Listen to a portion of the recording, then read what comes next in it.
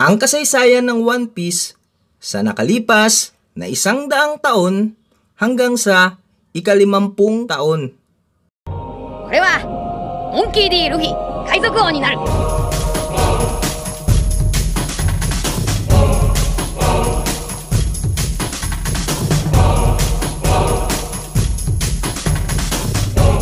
Yes mga katropa, kamusta? Welcome dito sa ating YouTube channel, Anime Katropa po. Please paki-subscribe na rin at pindutin ang notification bell para ma-update kayo sa mga bagong video natin.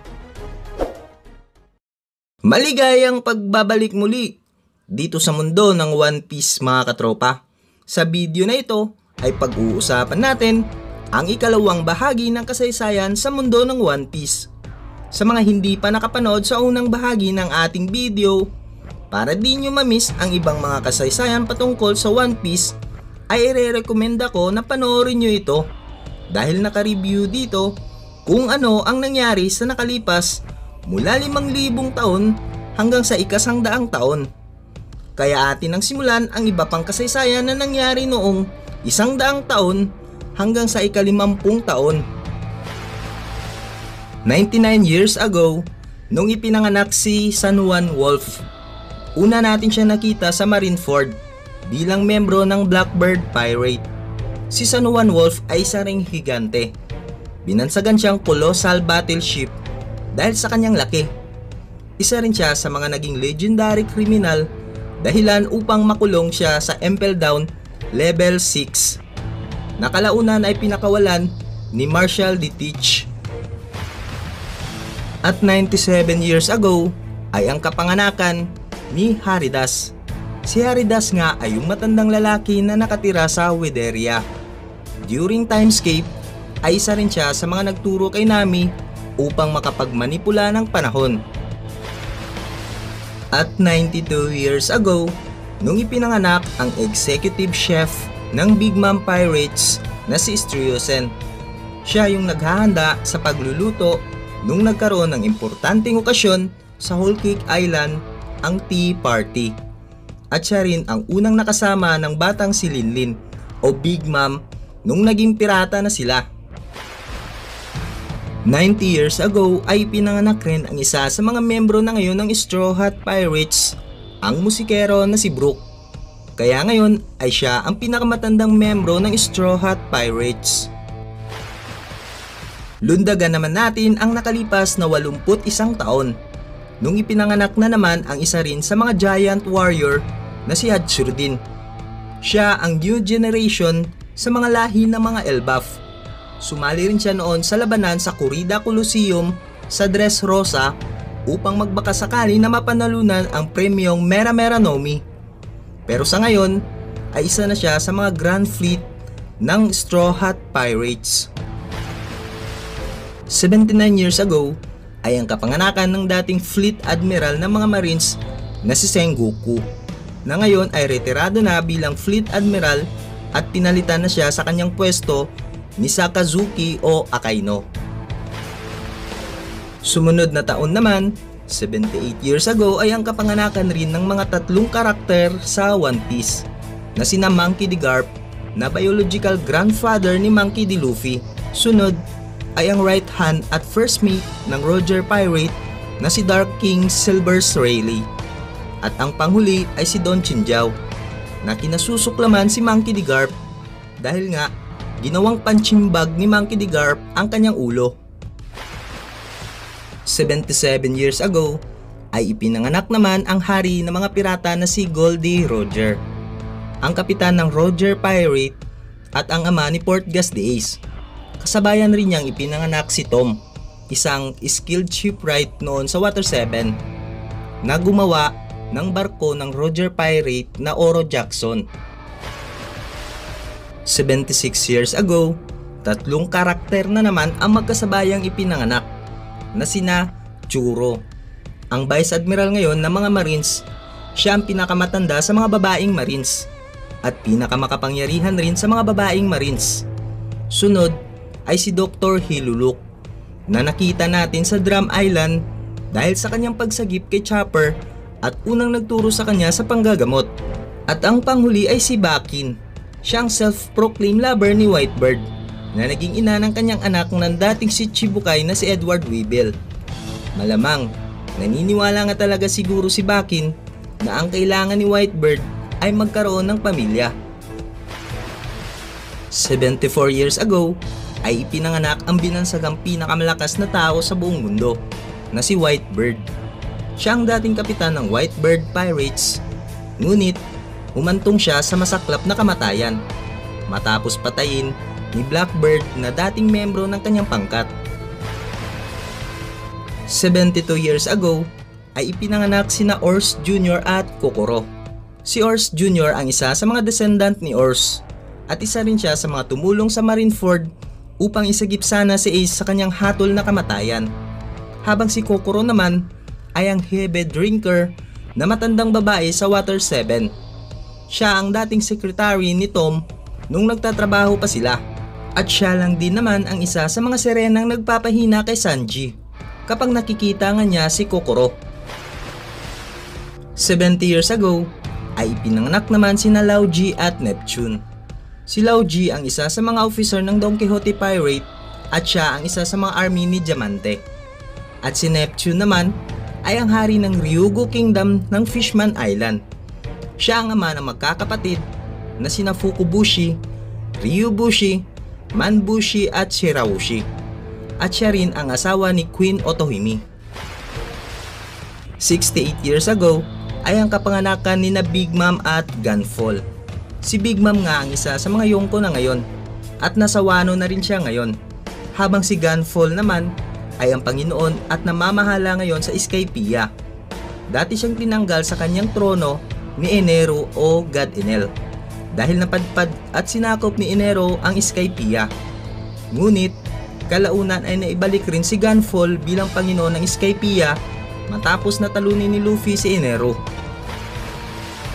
67 years ago, kasama ang kanyang mga kasamahan ay dito nga nakumpleto ni Haridas ang pagtatayo nila sa lugar na Wederia. At sa parehong taon naman ay ang kapanganakan ni Zeph, ang dating nagligtas kay Sanji mula sa kanyang pagkalunod at isa rin sa mga naghasa kay Sanji upang mas lalong gumaling sa pagluluto. 66 years ago, matapos nilang maitayo ni Haridas ang Wederia, ay dito na nga nagsimulang pag-aralan nila Haridas ang panahon sa buong mundo. At sa parehong taon ding ito ay ang kapanganakan naman ni Spandine, ang ama ni Spandam, na may kaugnayan sa insidente ng Ohara dahil pinangunahan niya ang investigasyon nito at siya rin ang responsable sa pagtatawag at nagbigay ng hudyat upang maisagawa ang Buster Call sa isla ng Ohara. 64 years ago ay ang kapanganakan ni Shakuyaku o kilala sa tawag na Shaki. Siya ay dating pirata noon pero sa ngayon ay isa ng bartender sa isang bar sa Sabaudi at siya ang romantic partner ni Silvers Rayleigh. 63 years ago, ang taong ito kung saan dinala at iniwan ng kanyang mga magulang ang batang si Linlin sa isla o lugar sa Elbaf at tuluyan na siyang hindi binalikan ng kanyang mga magulang na kinupkup naman siya ni Mother Carmel. Ngunit sa ikapitong araw ng kanyang pag-aayuno ay dito na nga nagsimulang magwala si Linlin dahil sa kagustuhan niyang makakain ng semla. At dahil sa nangyaring iyon ay napatay nga doon ni Linlin ang isa sa mga pinakamatandang warrior ng Elbaf na si Jorol. 60 years ago ay pinanganak rin si Fisher Tiger. Siya ang dating kapitan noon ng Sun Pirates at siya ang nag-iisang tumulong at sumunog sa kaharian ng Marjoa upang palayain ang mga ginawang alipin noon. At sa kasabayan ng taong ito ay ang kapanganakan rin ni Rico Doldo III o King Rico. Siya ang dating hari ng Dressrosa matapos na pinalitan siya ni Doflamingo. Pero muling nakabalik naman siya sa kanyang trono nung natalo ni Luffy si Doflamingo. 59 years ago ay magkasabay na ipinanganak sina Kanjuro Kurozumi at Kuzuki Oden. Si Kanjuro ang isa sa dating Scabbards noon na naging traidor dahil isa pala siyang espiya ng mga Kurozumi, habang si Kuzuki Oden naman ay ang makapangyarihan at legendary samurai ng Nine Red Scabbards, ang ama ni Momonosuke at asawa ni Kuzuki Toki. Silang dalawa ay parehong taga Wano Country. 58 years ago ay ang kapanganakan ng isa sa mga admiral ng mga Marines ngayon na si Borsalino o Kizaru. At 57 years ago ay ang kapanganakan rin ng binansagang fighter king na si Elizabelio II. Sumali rin siya sa labanan sa Corrida Coliseum dahil sa premyong Mera Mera no Mi na naging kaalyansa rin siya kalaunan nila Luffy. 56 years ago ang taon kung saan magkasabay na sumali sa Marines sina Monkey D. Garp, Sengoku at Churo. At sa taong ding ito ay magkasabay na ipinanganak sina Kinemon, Ashura Doji at Beansmoke Judge na ama ni Sanji. 55 years ago, ang taong ito ay ang paglalayag papunta sa East Blue ni Shimotsuki Kuzaburo upang iligtas ang mga local bandits. At dito nga ay nahanap niya ang isang lugar na tinawag niyang Shimotsuki Village. At sa taong ding ito ay pinanganak sina Sakazuki o Akaino na ngayon ay ang fleet admiral na ng mga Marines. Si Monkey D. Dragon na supreme commander ng mga Revolutionary Army at ama ni Luffy. Si Carly Dadan, ang isa sa mga mountain bandit na nagkupkup, nag-alaga at nagpalaki kina Ace at Luffy. Si Nico Olivia, na ina ni Nico Robin. At panghuli ay si Saint Roward, na isang celestial dragon. 54 years ago ay ang kapanganakan rin ni Issho o Fujitora, na isa rin sa mga admiral ng mga Marines ngayon. 53 years ago ay ang kapanganakan ni Emporio Ivankov, na isa sa mga commander ng Revolutionary Army.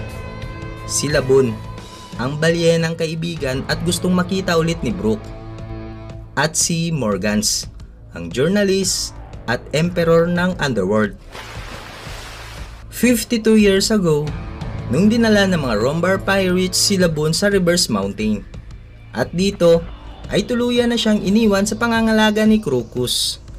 At sa taong ding ito ay ang kapanganakan rin ni Squard, ang kapitan ng Maelstrom Pirates na naging kaalyansa ng Whitebird Pirate na nakita natin noon sa digmaan sa Marineford. 51 years ago ay ang kapanganakan ni Koshiro. Siyang dating guro ng Batang Zoro noon nung nag-aaral pa lamang ito sa paggamit ng espada. At si Koshiro rin ang ama ng namayapang kaibigan ni Zoro na si Kuina. At kasabayan rin ng taong ito ay ang kapanganakan ni Heracles, ang strange warrior na nagsanay kay Usopp na gumamit ng pop greens sa loob ng 2 taon. At panghuli, 50 years ago, ang taong ito ay napilitang hatiin sa dalawa ang mga crew ng Rombar Pirates kasama si Captain Yorkie dahil sa dumapo sa kanila na malubhang sakit. Kasabay dito ay isinilang ni Big Mom ang kanyang unang anak na si Perospero. At sa taong ring ito ay pinanganak si Gecko Moria na dating si Chibukai at tinalo ni Luffy noon sa Trailer Bark.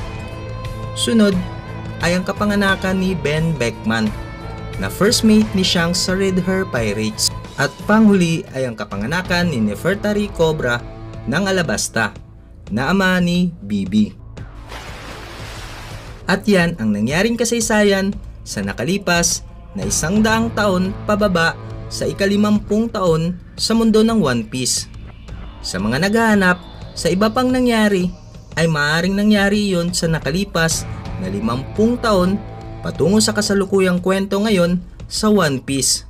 Kaya lilinawin ko ulit mga katropa na ang video na ito ay patungkol lamang sa nangyari noong nakalipas na 100 taon patungo sa ika-50 taon. Kaya kung sakali may dagdag man dito sa susunod na paparating na mga bagong kwento sa One Piece ay bukas naman tayo na i-update nating muli ang video na ito. Kaya kung mangyayari man ito mga katropa, yan ang abangan natin.